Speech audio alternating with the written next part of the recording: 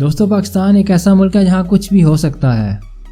یہاں رہنے والے لوگ اتنے کریزی ہوتے ہیں کہ ناممکن کو ممکن کر دکھانا ان کا سب سے بڑا شوق ہے۔ اس ویڈیو میں آپ کو پاکستانیوں کے کچھ ایسے کارنامے دکھائیں گے جو کسی اور کے بس کی بات نہیں۔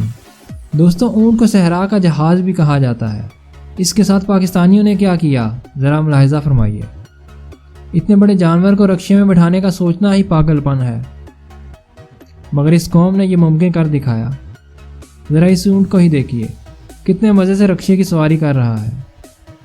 اسی طرح کی ایک ویڈیو اور ملاحظہ فرمائیے۔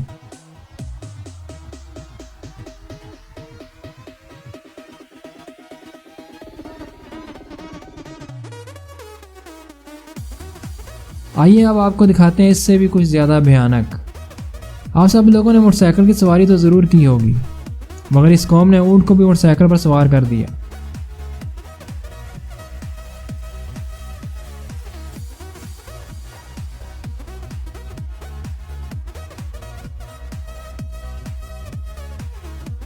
پچھلے زمانے میں ایک جگہ سے دوسری جگہ جانے کے لیے گدھوں کا استعمال عام تھا۔ آج کل اگر گدھے کو کسی جگہ جانا ہو تو وہ بس میں سفر کرتا ہے۔